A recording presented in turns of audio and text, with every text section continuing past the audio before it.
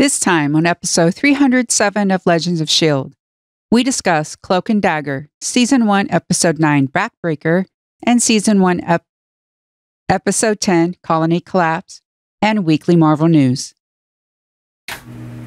I'm Chris from Play Comics, a show where we look at video games based on comic properties and how well they stick to that source material, a part of the Gonna Geek Network, just like the show you're checking out now. Shows on the network are individually owned, and opinions expressed may not reflect others. Find other astonishingly geeky shows at GonnaGeekNetwork.com. You have been granted clearance by Director Alfonso Mack Mackenzie. Stand by for a S.H.I.E.L.D. debriefing.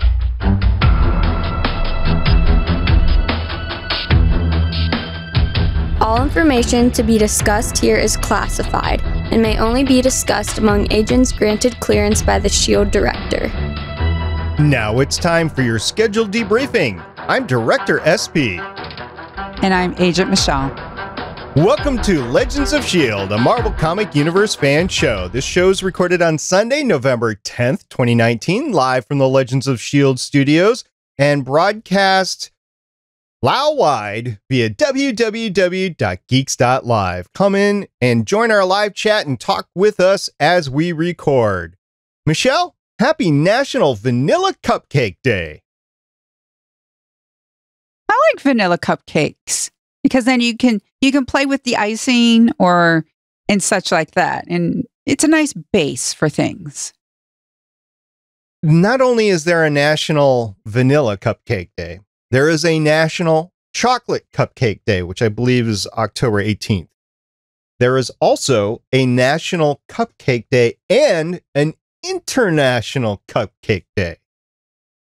Is there a day for breakfast cupcakes, which are just muffins? Because that's what muffins are. Muffins are breakfast cupcakes. I think all you have to do is create it and put it into the National Day Calendar database, and I think you'll be fine. I think you just created a national holiday, because the reason I say that is because you look at the bottom in the National Day Calendar, and it always tries to give you the history of these days. In this particular case, the statement was, National Day Calendar continues researching the origins of this sweet confection day, which means they have no idea where this came from. Just from someone who really likes vanilla cupcakes. Exactly. So then you can start your own morning cupcake day. Sure. I'll put that on the list of, 500 other things I have to do. That's it. Number 501 on the to-do list. Create National Morning Cupcake Day. Well, I think this would be great. This would be great promotion from Legends of S.H.I.E.L.D. because we've basically created it here on Legends of S.H.I.E.L.D. We'll give you full credit for it, but as created on Legends of S.H.I.E.L.D., National Morning Cupcake Day on November 10th, whatever day of the year you want it. It doesn't have to be today, but it was created on November 10th, 2019. Heard it here first, folks. Copyright Legends of S.H.I.E.L.D. 2019. All right, let's get on with the rest of the show. Legends of S.H.I.E.L.D. is a fan-based podcast on the ABC television show Marvel's Agents of S.H.I.E.L.D., the multiple Marvel small screen series like Cloak and Dagger, which we will be discussing today, and the Marvel cinematic and comic book universes in general. Because it's Mardi Gras. I guess it is, right? According to everything that was going on TV. If you'd like to talk to us about your experiences in New Orleans at Mardi Gras, you can catch all our contact information on our website, legendsofshield.com. You can leave us a voicemail at 844-THE-BUS-1. That's 844-843-2871. If you want to shove any or throw any virtual beads in the general direction of Legends of S.H.I.E.L.D., you can do so on our Facebook page, Legends of S.H.I.E.L.D. Podcast. You can find us on Twitter at Legends of S.H.I.E.L.D. If you want to talk to us about Mardi Gras or Fat Tuesday, you can do so in the comments on our YouTube channel. That's youtube.com/GonnaGeek. You can tell your Amazon device to enable Legends of S.H.I.E.L.D. skill. You can talk to us all about Mardi Gras in New Orleans on our Discord server at GonnaGeek.com/Discord. And remember, Legends of S.H.I.E.L.D. is a proud member of the GonnaGeek.com network. Proud as we can be. As you can tell, longtime listeners of Legends of S.H.I.E.L.D., you can tell that we are just 2 of the 4 normal agents that happen on Legends of S.H.I.E.L.D. that are part of the cast on Legends of S.H.I.E.L.D., right, Michelle? Correct. The other 2, one Agent Haley and one Agent Lauren, are not here today. True. They should be here next week as we discuss Cloak and Dagger Season 2. But in the meantime, we're going to discuss the penultimate and finale episodes of Cloak and Dagger Season 1 right now.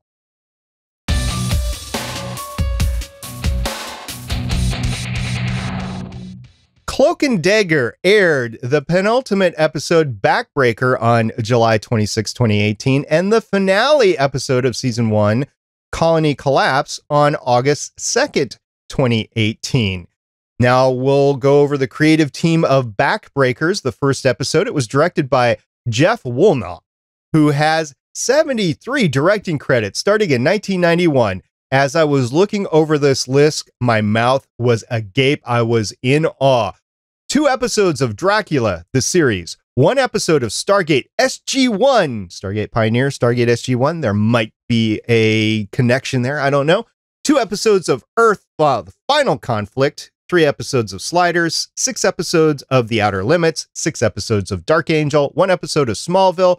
1 episode of Birds of Prey. 3 episodes of Battlestar Galactica. 2 episodes of Eureka. Oh, I miss Sarah.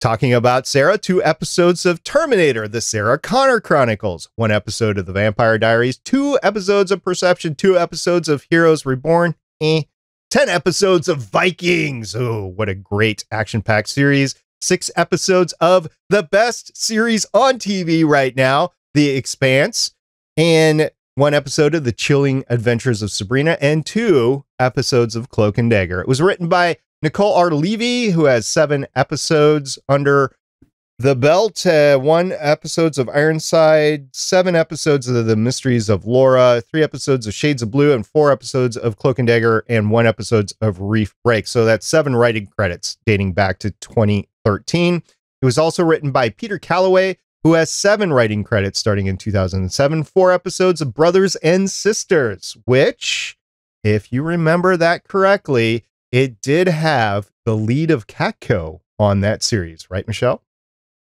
Oh, gosh, it did. It did. There's your sci-fi cred right there. 6 episodes of Under the Dome, 2 episodes of Legion, and 1 episode of American Gods, with 5 episodes of Cloak and Dagger. Michelle, why don't you give us the action-packed finale creative team of Colony Collapse? This episode was directed by Wayne Yip, who has 21 directing credits starting in 2008. Credits include 4 episodes of Secret Diary of a Call Girl, 4 Misfits, 1 Salem, 2 episodes of Dirk Gently's Holistic Detective Agency, 1 Cloak and Dagger, 4 Preacher, 3 Doctor Who, 1 Deadly Class, 2 Into the Badlands, 4 episodes of Happy, and 2 of Treadstone. This was written by Joe Pokaski, who has 8 writing credits starting in 2006, including 8 episodes of Heroes, 2 Daredevil, 16 Underground, and 7 episodes of Cloak and Dagger. Cloak and Dagger is based on the Marvel Comics by Bill Mantlo and Ed Hannigan. All right, Backbreaker. This was an interesting episode for me to watch because the priest went through the hero's journey, and I actually took it. I was listening, like as a student, I was listening like, okay, what happens to a hero's journey? You know, you follow them as they're gaining in their, you know, they've met their teacher, they've learned a little bit of what they can do, and then everything falls off. And basically that's what we're talking about here in Backbreaker. I really enjoyed that. So thank you very much, writers, for putting that in there. That was great story teaching. I don't know how much of it is true. I seem to be true to me, but if you're interested in actually writing yourself, you might want to actually take a writing course on this stuff. But I thought it was interesting for me from just the viewer standpoint of, oh yeah, go through every hero's journey that I've ever seen. This is it. Yes, and I like the message about how we read these stories, we want to experience these stories because we want to see ourselves in there. the myth is our story in actuality. And that's why we actually do want heroes to go through this journey, because they pick themselves up after obstacles. And that's what we want to do. We want to actually be able to overcome obstacles and do the right decisions and not become better people, not become supervillains. Also, this was the first time that we had seen Father Delgado since episode 2, I want to say. I mean, we've been in his office, but this is the first time we've seen him in a while. So this is the first indication I have is there is a lot more to come out of this series in season 2. I don't know if they knew they were getting a season 2 off the bat or not, but I was missing a lot of his story. We got a big reveal in this episode. I don't remember talking about it in episode 1 and 2, but there was a big reveal for Father Delgado in this episode. Yes, Tyrone touches him, and we learn that he was involved in a drunk driving accident. And I really thought there was more about that storyline in season 1. That was my fault. It's actually picked up again in season 2. So yeah, I really thought that actually came a little bit earlier in season 1. And I'm going, where is that reveal? And then I see it. And then I realize, oh, the other stuff happens in season 2. Oops. Right. So that was Backbreaker. And in Colony Collapse, it was interesting because you basically got all the terrorists coming out and you got all the history of New Orleans. You got the divine pairings and the history of the divine pairings that comes out. You really see it spelled out for you in case you've missed it all along this season. And it was a good tie-up. But again, there's things that happened at the end of Colony Collapse that you're scratching your head and you're going, I'm sure glad there's a season 2, because if this was just a season 1 and then you get nothing, this is kind of an Alphas thing that happened on Sci-Fi Channel where they cut it and you're like, there was a big cliffhanger. You're just not giving us anything. And there was never any movie about it, never anything. So I'm glad there's a season 2 because Colony Collapse really collapsed everything around it. It rebuilt a lot, but not to 100%. No. And not only do you have again, a repeat of a divine pairing incident, because I really do like how they interweave and how you get each one. I really like how Tyrone and Tandy, especially Tandy's the one that is basically flipping the middle finger to this whole idea that one of them's got to die, and is like, we're going to show them it can be done differently. She actually is like, we're both going to die, but they don't, which is cool, because if they did, then we wouldn't have a season 2. At least not with them. And it would be kind of hard to do it without them because they are literally Cloak and Dagger. So in these episodes, we get stuff like we get Stark and Rand references. We get a Stan Lee cameo, and it's about as good as the cameos are going to get from here on in, even though this was still when Stan was alive, when it was aired, and definitely when it was filmed. And you also have tremendous fights going on, and you have storyline coming out the wazoo. You also have new powers, that there's new things that they figure out that they can do with their powers, Cloak and Dagger. So this is action packed. Where do you want to start, Michelle? I want to start with how Tyrone and Tandy regress, because that's really where like the hero journey lecture begins, about how the hero's done great things, but then they've experienced trauma. Especially Tandy, she has all this money, yet she's going back to drugs because of what she learned about her father. It's that whole perfect image of your dad being shattered, and she's trying to deal with that. And regular drugs isn't doing it for her. She actually learns that she can take people's hopes, manipulate them, and get high that way, which is very disturbing. That was disturbing, although in character, because she's been painted as an addict all along. So I was taking a look at that and going, ooh, this is bad. I don't like this one bit, but this is totally Tandy. This is where she is. As much as we've loved her growth over the course of the 8 prior episodes, you know that at the heart, she still has an addict issue. And then I thought she was going to rob the guy. And she did. She ended up robbing the guy that she was in his house, but she was robbing him of his hopes. And I don't know if that was the first time she discovered she could do that. I tend to think that she already knew she could. When did she learn how to do this? Sometime between episode 8 and episode 9, it seems like. It seems as though during her regression and she was going back to conning men again, probably during one of those encounters, touching one of them, she probably realized that she could do a bit more. And that's how she just kept doing it and everything. Definitely disturbing. And she didn't discriminate. She even went back to her boyfriend, which, by the way, has been languishing in prison this whole time. And I don't know how much time you think occurred between episode 2 and episode 9. I think a bit, because Mardi Gras, it's like, I don't really know. It seems as though, because they had state, it's like, does this start at the beginning of a year, like second semester in like school? Because Mardi Gras is in February, right?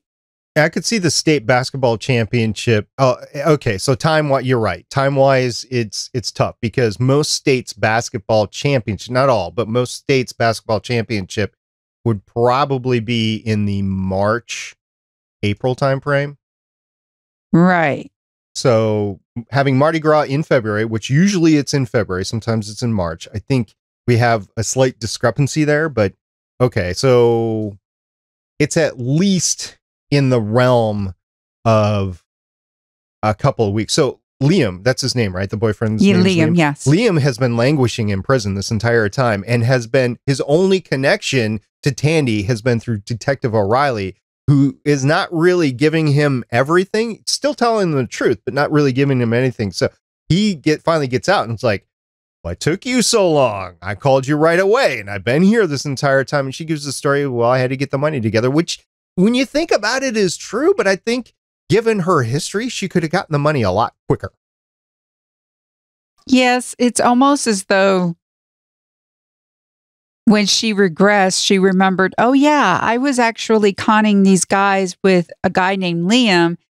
And yeah, he got arrested and he's still in jail. So I'm going to bail him out, finally show him where I've been living all this time, talk about marriage,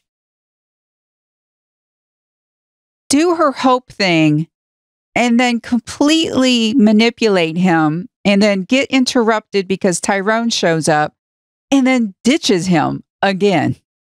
Poor Liam.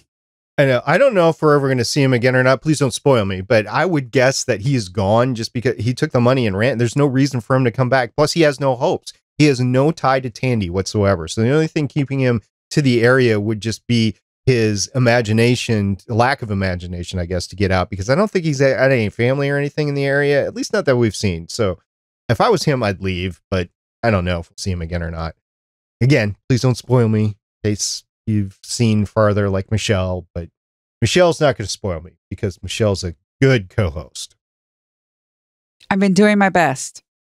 I appreciate it. Well, we did get, you're big into the world building, as am I, and we did get the Stark Rand comment out of Peter Scarborough himself. Like, somebody's got to, the only way to compete with the Starks and the Rands. I'm like, okay, definitely, we're in the Marvel universe. Yes, we've gotten, they call O'Reilly New York. We've gotten a Misty Knight comment from her. And again, rocks on that connection and that whole idea of we have to be awful people. We have to be this awful company in order to be as powerful as the Rands, as Tony Stark. That's just a poor excuse. Well, remember, he wants power for the sake of power. He wants to mine this power that's in the ground, this natural resource that's in the ground, because he wants to get more power. So that's just the way he's thinking. And we've seen his hopes, by the way, which is really disturbing. So Peter Scarborough is not a good guy. Tandy, he not only wipes him of his hopes, but I think he wipes him of everything he is, because he's just sitting there catatonic in the elevator, or he's dead. I don't know, one of the two. later on when his sniper finds him or his assassin finds him or whatever. And that's another loose end. The assassin, she is still around at the end, right? Nothing bad happens to her, right? Right. She finds Peter. Tandy leads Peter through a door, and I think she did to him what happened to Ivan Hess. Yeah, it seemed like the loop, the Groundhog Day that was going on in there. We start to hear like the klaxons going off as he goes in there, and it just seems like now he's trapped in his own prison that was originally created by Ivan, but is in there. Or maybe that's just part of the land of Lao. It was a very pivotal part, a very pivotal time period. So the land of Lao is actually making this, I don't know, pocket universe or something like that. So yeah, he's in there and he's not coming out. So yeah, he's not dead. He's catatonic, just like Ivan was. Good point. Let's talk about our favorite Chantel, Tante, as Evita calls her. And we see her traipsing around New Orleans, spitting out rum, which might or might not be what's going on with Haley right now. She might be trying this out. She saw it and she's like, I need to try this out. Just spitting out rum everywhere. And maybe not spitting out all the rum, maybe. I'm just thinking. She's doing a ritual, and she's basically following, I guess, the energy of the town, because every once in a while she's stopping. She's wearing bare feet. I mean, wearing bare feet. She's not wearing shoes, so she's walking around barefoot. You mean she can take off her feet and then put on? Yeah, I know. Okay. Yeah, which being barefoot gives you more of a connection to the ground, to the earth. And she's doing these different symbols. And eventually she realizes it seems as though there's a pattern, and she looks over and she sees one of the rocks on pipes because she knows something is coming. She knows it's been accelerated. That could be because of possibly what Tandy and Tyrone have been doing. But yeah, she realizes, and I think it's interesting about the stories and what events it was tied to: a famine, a hurricane, the War of 1812, which we've heard in this season a few times, and then the Spanish flu. So I think it's interesting that it's been different types of events.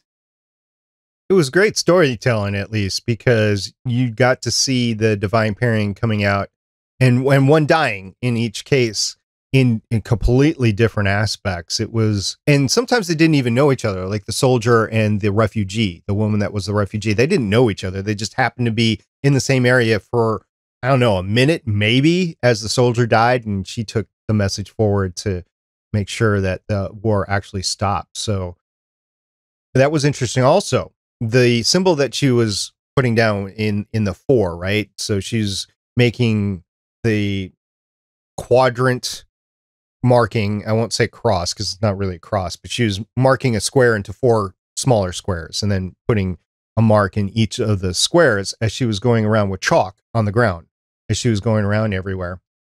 And I just want to link that to the Stan Lee cameo, because the Stan Lee cameo in this was a picture on the wall, an art on the wall, but it was in 4 quadrants. So very similar to what Chantel was going around New Orleans doing. Did you pick that up? I related the Stan Lee cameo more to the Andy Warhol inspiration of the picture. That's when I see something like that, I'm automatically taken back to like the Andy Warhol technique, like what he did, like the whole Marilyn Monroe and the Campbell soup thing. So when I see artwork like that, my first thought is always Andy Warhol.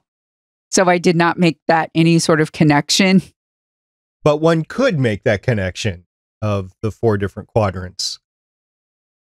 Suppose you did. I did.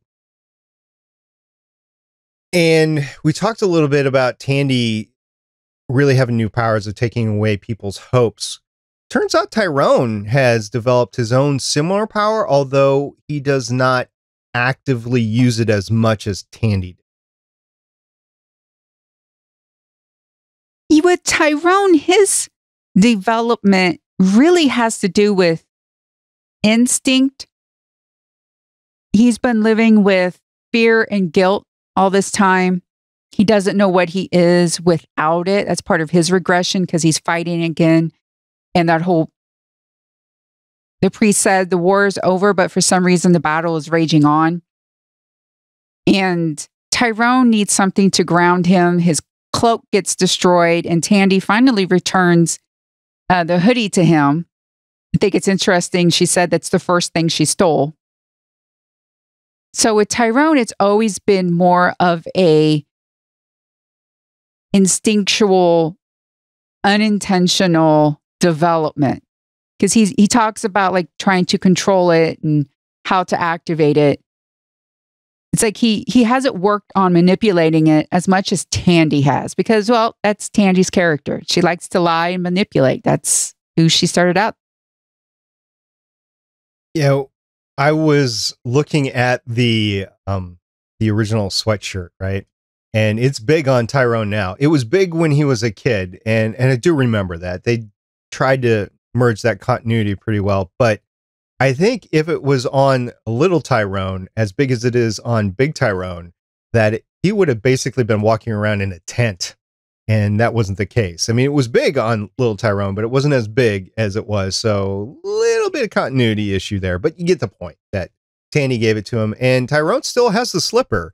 So I don't know if that comes out in season 2 or not. I mean, it could have, I didn't remember seeing it in his stuff as he moved into the church at the end, but it was back in his room.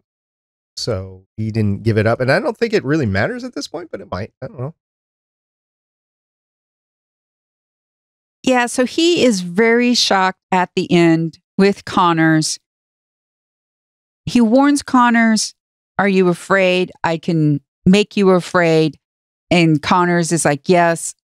And Tyrone could have killed him, but he is like, "I'm going to be better than that."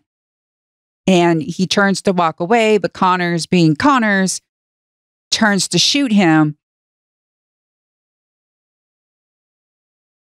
The darkness that comes out of Tyrone grabs Connors and draws him in. And I'm going to tell you this much. Connors isn't like all of a sudden part of like Tyrone's personality. I'm going to tell you that much, because what actually happens is a big part of season 2, exploring exactly what happened to Connors when Tyrone's power grabbed him and pulled him in. That is a huge part of season 2. My background in this sort of thing goes to Agents of S.H.I.E.L.D. when you had the graviton where people were sucked in and then became part of a singular unity. So when I was looking at this, I didn't know what it was, but the only reference that I had on TV was what we had already seen in Agents of S.H.I.E.L.D. when that came around. There's kind of something similar going on in Supergirl right now, but that's 2 years after this came out, and it's not really the same. So I was wondering what was going on. If you're saying we're going to see it in season 2, we'll just have to wait to see it in season 2. But that was a big part of what happened at the end of this. In addition to, you had the 2, remember, you pointed out that the 2 were given the prophecy by Evita that one would die. So they're thinking at least one, or if not 2, is going to die. So they go into the core, the quote unquote core of this massive overlay of all these vents and pipes and everything that are snaking around all of New Orleans, which are causing the terror whenever they breach because somebody shoots at them or the pressure gets too high or something like that. It really causes people to go into the terrors. And they're going into the core, which is in building 616. Ha ha ha ha, Marvel 616 universe. And so they go into the core, or at least Tyrone gets in the core because he's doing the cloak thing. He gets in there, he pushes the red button, he shuts the valves down, and it's just not enough. So what happens is exactly what I said was going to happen. At some point in time, they're going to use this power of colliding together. They didn't explode, but when they touch each other, when they merge, they're able to suck up all this stuff and then throw it off into the sky, into the universe somewhere. I don't think it's gone forever, but it's out of New Orleans, like it was shot into space or something like that. and they were able to save the city. And not only that, but they got transported to the top of the Superdome. Exactly.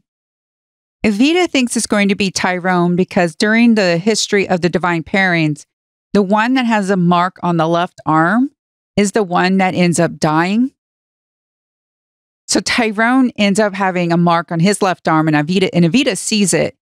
And so she's convinced it's going to be Tyrone. But when Tandy enters, I love how she just uses that shard to make herself a door. And she gets knocked back, and she actually gets a little burn on her left arm as well. Mm-hmm. So they end up both being marked on their left arms. And it's like, part of me is like, did they both need to have not only the mark on their left arms and their combined powers, or was it just enough for the combined powers to be enough? Because part of me is like that whole, because they made a point of the left arm thing, especially since I rewatched it. They sort of really made a point to show Tyrone's left arm and then Tandy's left arm.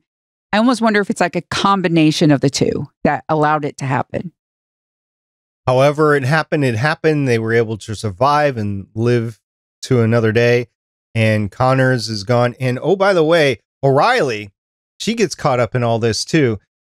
There's this whole thing that happens where Connors is actually out and the video is in her little YouTube video is inadmissible, or at least so he says. So he gets out and he taunts her at the cop hangout, which they were mourning Fuchs. It was, the night after thing where everybody gets together and they're just mourning what had happened. It's not really a wake, but he comes in there and she is drunk off her rear end. She's poured a whole bottle of Jameson into herself. So she starts to try to fight Connors, and this is going nowhere because unless she has a superpower of being able to withstand alcohol, she's not going to win that fight. And she didn't. She lost miserably. So you got that going on. And then you had Tyrone that was set up by Connors and whoever else that he was going to take the fall for murdering Fuchs. Still is. That's another thing that's confusing me, whether Tyrone is still on the lam from Fuchs. I think he is, and that's why he's in the church.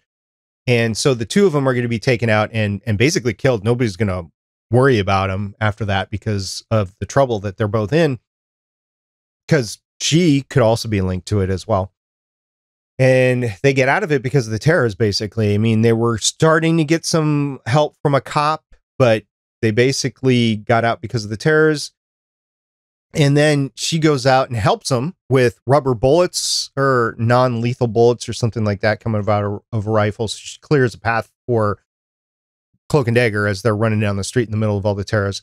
But then Connors finds her, basically shoots her several times. She's wearing a bulletproof vest. So shoots her a few times in the chest and then kicks her to the point where she is now into the lake and basically dead, right? At the same time that the terrors are, and she gets a shot of the terrors in the face. Well, the last scene we see is O'Reilly is, like any creeper movie, Halloween movie. And as we record this, Halloween just happened, but she's like clawing her way out. And then she stands up, her hair is all ratty and wet, whatever. You don't know if she's sane or not. And then she starts walking away. So that's something that's got to be solved next season as well. And I don't know if O'Reilly's back or if this is a somehow turned version of O'Reilly or what. I'm not I've not read the comics, so I don't know if O'Reilly runs into these same things in the comics either. So really important stuff happens at the end of this season. From what I've read, O'Reilly does have a similar thing happen to her in the comic book. She actually has a comic book name, and so what you're seeing is the start of that journey. That is also a big part of season 2, and Michelle's trying not to spoil it. I appreciate that. I can't wait to get into the next. Is it 10 episodes, season 2? It's 10 episodes? Yes. Okay. So I can't wait to get into the next 5 weeks as we go into that. One other fight that happened that I just want to make a note of, it actually happens earlier on when the assassin comes to Melissa's house, which is Tandy's mom, and she's basically holding Melissa, the assassin. I don't know what the assassin's name is, but she's holding Melissa as gunpoint to try to get to Tandy, to try to tie up loose ends. And I got to hand it to Melissa. I didn't think she'd have it in her. She takes a kitchen knife and she stabs. Once Tandy provides the distraction, she stabs the assassin in the shoulder with a big old kitchen knife, which I thought was pretty gutsy of her. And of course, Tandy then was able to use her powers a little bit too, and the assassin left. But Melissa's got some game. She does. And we see Tandy actually move back home. Tandy has learned from a lot of her things, and I guess fighting off an assassin with your mother, kind of, mother-daughter bonding time. A little family bonding. Actually, after Tandy found out that her dad was not so great. Also, it was heartbreaking when you were listening to Ivan saying, Nathan was such a good guy.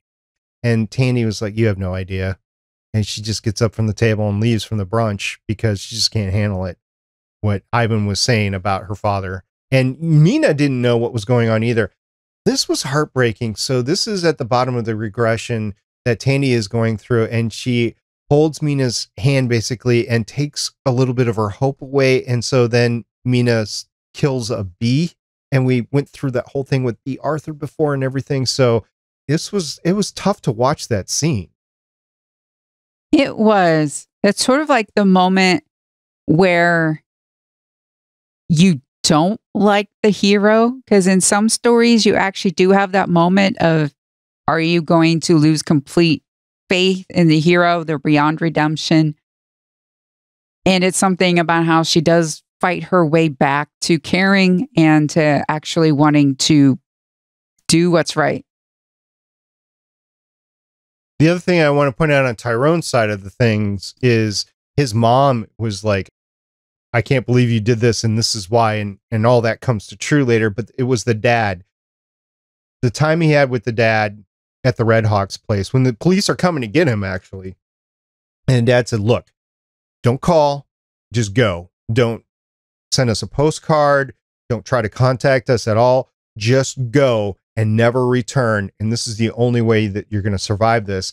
That was pretty stark advice coming from your dad, but also very true given the tensions that were going on, the fact that he was getting framed, the fact that the dad kind of knew he was getting framed, but knew that they couldn't do anything about it. And that was also heartbreaking.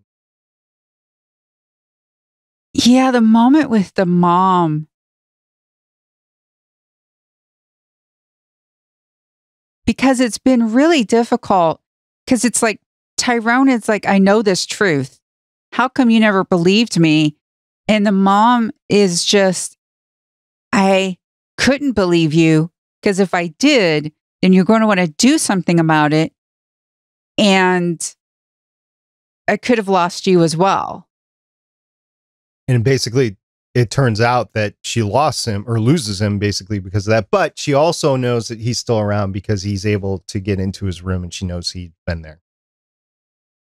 Yes, it's watching them because he feels as though like you won. It's like, you should believe me. Like, how come you don't believe me? And, they're walking toward the car and you learn it's like they've heard that song and dance before. They've been through it before. They just didn't let Tyrone know, as Tyrone was growing up, that that's the song and dance they've been hearing all this time. And even though the chief, who is definitely a different chief, it's even gender different, so it's a different chief. She says that things are different now, but they're not.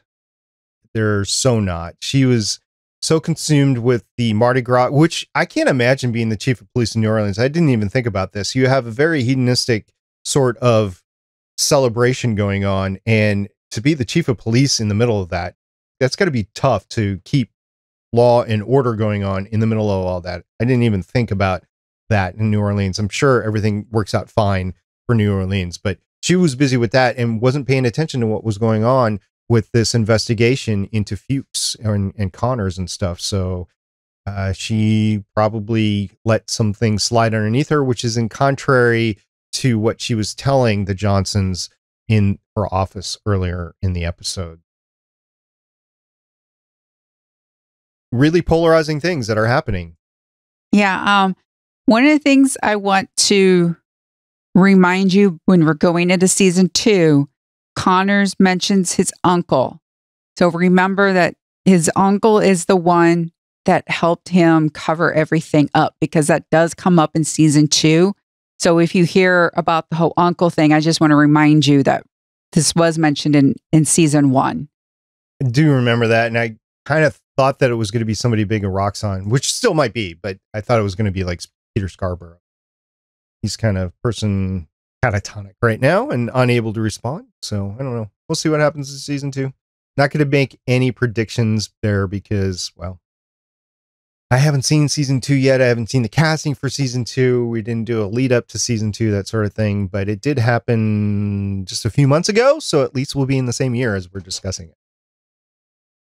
Yes, we will. Kind of which is a big thing for us. Unique for Legends of S.H.I.E.L.D. outside of Agents of S.H.I.E.L.D. Any last thoughts about season 1, about the penultimate episode, about the finale episode, anything along those lines with season 1, Michelle?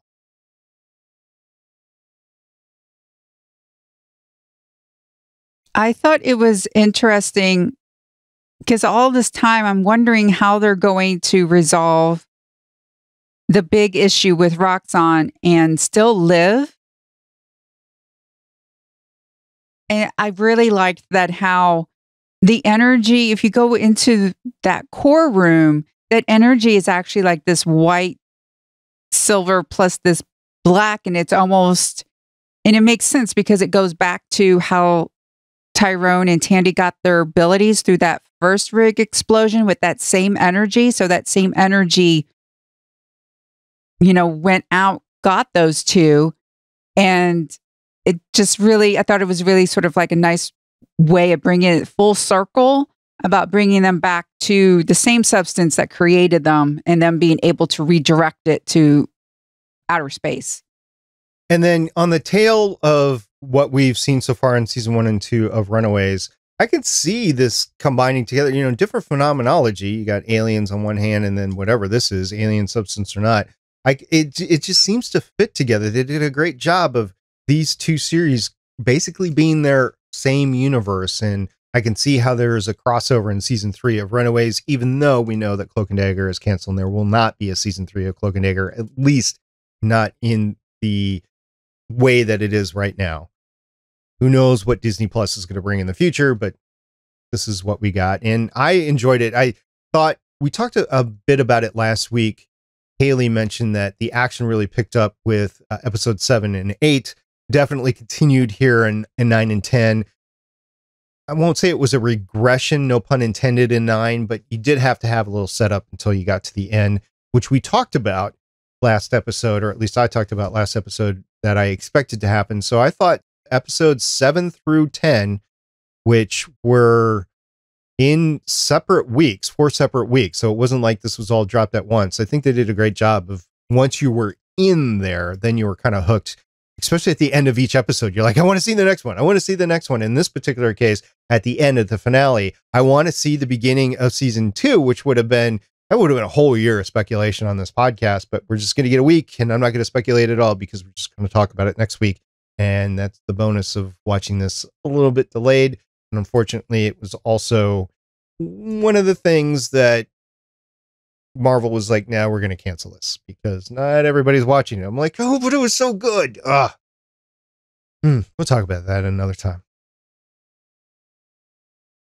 So next week, we will be talking about Cloak and Dagger Season 2, Episode 1, Restless Energy, and Season 2, Episode 2, White Lines. If you have anything to say about the Season 1 of Cloak and Dagger or anything about the 2 episodes coming up, please get in touch with us. We will talk about it on the next show.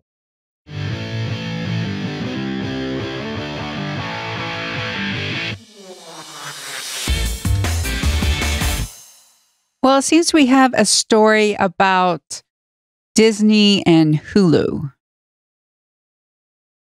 Yes, we do. Actually, this is a story that you posted in our Discord server, but I saw it and I was like, we got to talk about it. So basically, what's happening here is FX had a streaming service, which I didn't even know that they had their own separate streaming service, but they had a separate streaming service. It's going to be discontinued by Disney, and it's going to be rolled into Hulu. A little bit of a head scratcher that they're not pulling it into Disney Plus, but I can see them wanting to maintain the viability of Hulu.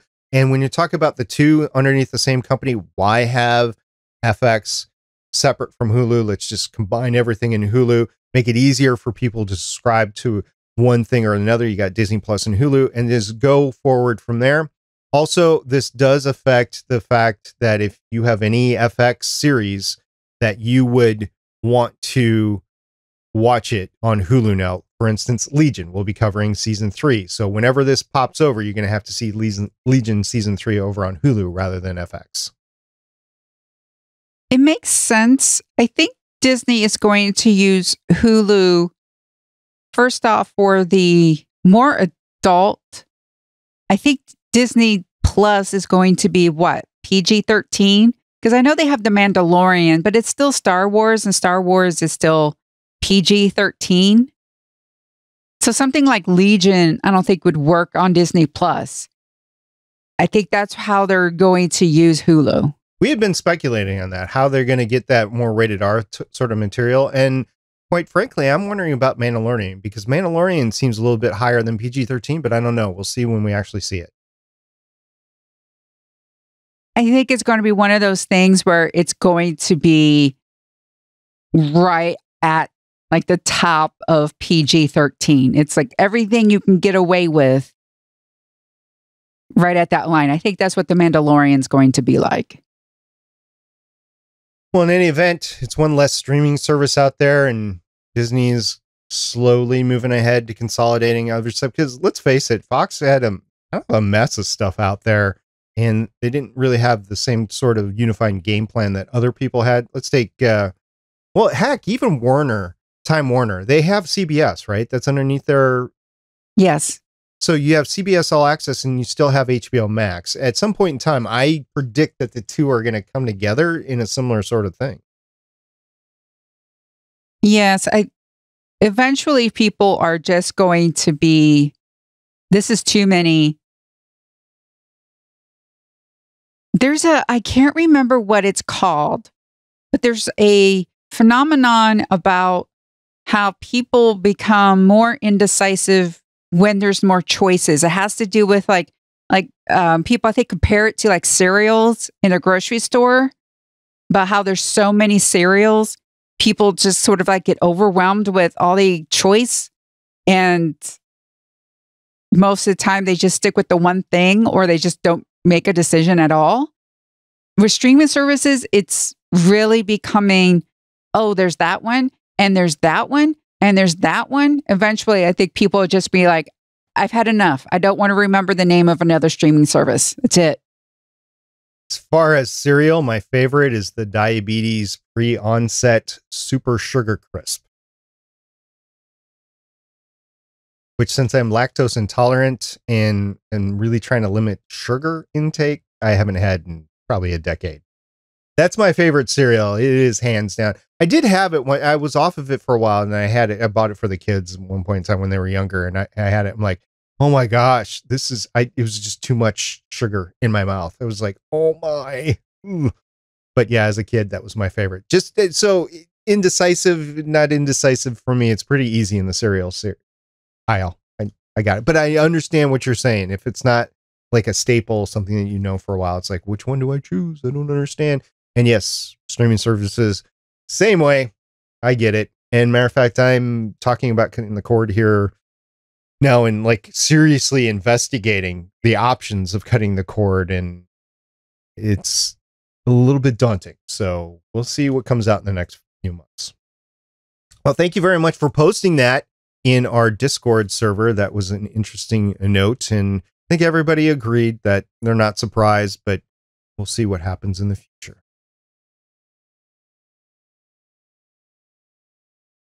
Well, Michelle, I think we're at the time during the week where we're just going to suck all the terror that's left out of New Orleans and get on out of here.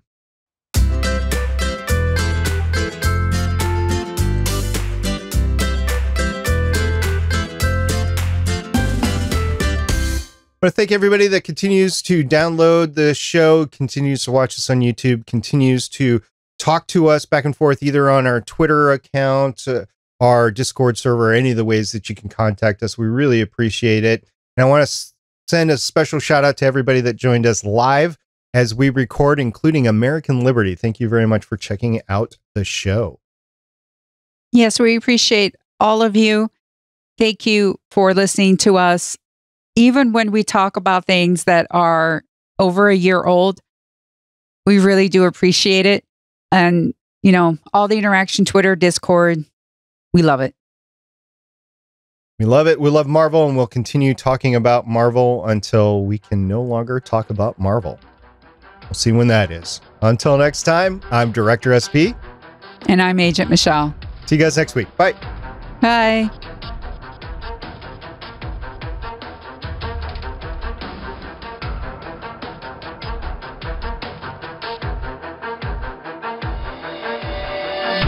Thank you for listening. If you want to leave us feedback, go to gonnageek.com and you will find all our contact information and other shows. You can also visit legendsofshield.com where you'll find our complete archive of podcasts. The music heard on this podcast is by Kevin MacLeod, found at incompetech.com, and also artists on pond5.com and audiojungle.net. The opinions heard on this podcast are those of the individual hosts and do not represent Stargate Pioneer Productions, Legends of S.H.I.E.L.D, or Gonna Geek. Agents of S.H.I.E.L.D is the property of the Disney Corporation, Marvel Studios, and ABC. No infringement is intended.